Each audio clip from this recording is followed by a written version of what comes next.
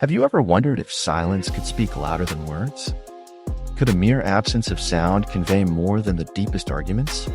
The Stoics believed it could. Today, we venture into the serene yet powerful domain of silence, one that holds within it not weakness, but immense strength. Imagine a world where you're subjected to noise, accusations, arguments, harsh words. The cacophony around you demands a reaction, an explosion of equal or greater intensity. But what if, instead of yielding to this temptation to retaliate, you choose silence?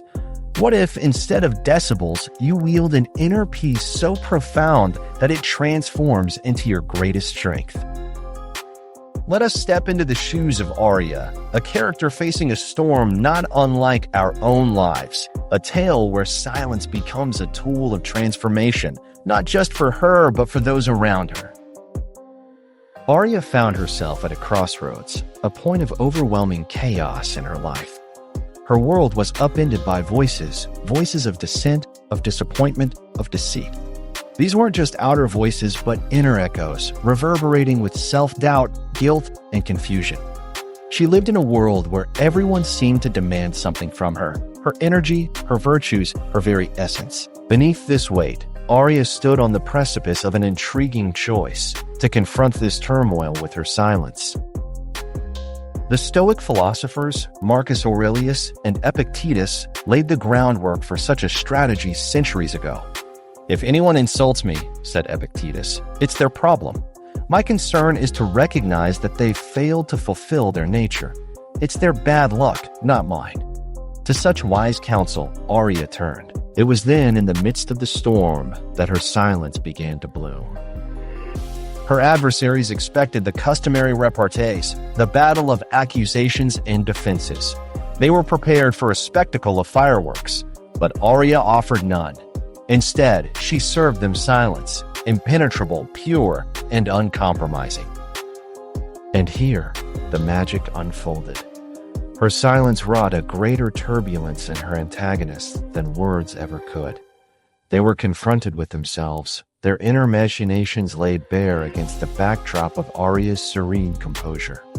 Silence became their mirror, unyielding, honest, and revealing.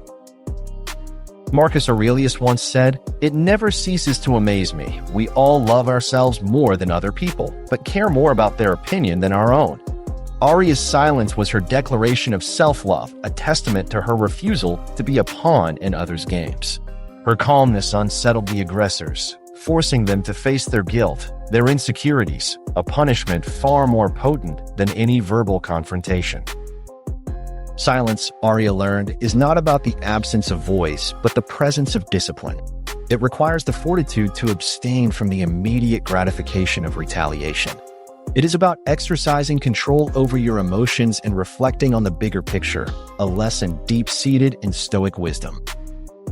In Arya's story, we see everyday examples that resonate with our own experiences: a friend spreading lies, a family member constantly criticizing, a colleague undermining your efforts at work. Each interaction demands a reaction, yet in silence there's a powerful tool of reflection, a silent supplication to the universe and the self. In relationships, this silence can shift the dynamic profoundly. Imagine a heated argument reaching its peak, where tempers threaten to flare beyond control.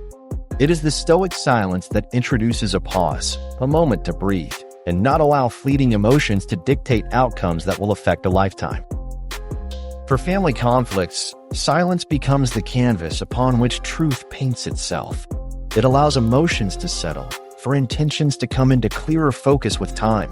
And in the workplace, a refusal to engage in office politics or gossipy back and forths casts you as a beacon of reliability and integrity. Over time, this lack of engagement in trivial altercats positions you as someone who rises above the pettiness, a leader in the quietest form. This story isn't about revenge or a moral high ground. It is about the simple yet profound act of mastering oneself. As the Stoics taught, knowing when to speak isn't as important as knowing when to remain silent.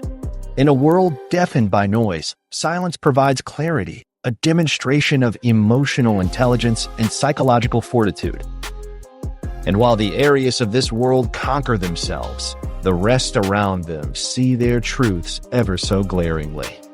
The guilt that once propelled the banyan of deceit begins to feed upon itself. It gnaws on those who wrong, a silent retribution of their own making. Carl Jung once noted, "Who looks outside, dreams. Who looks inside, awakes." Aria's journey of silence was not one of avoiding issues, but of awakening to inner power. Her introspection turned her silence into her greatest ally. In the end, silence isn't the absence of conflict, but a choice, a disciplined decision that echoes across all domains of life, relationships, family, and even the online landscapes where often anonymity shields the worst of human interactions. Here, too, silence can be spellbinding, as a refusal to engage can dismantle the facade of bravado many hide behind. It compels them to look inward, often revealing fears and insecurities hidden beneath displays of aggression. Through this lens of silence, Aria embodies the Stoic ideal. Her story, though fictitious, is an echo of truth that calls out to each of us, not to retreat from the world, but to stand firm in it with silent strength, knowing it is not the roar but the whisper that can move mountains.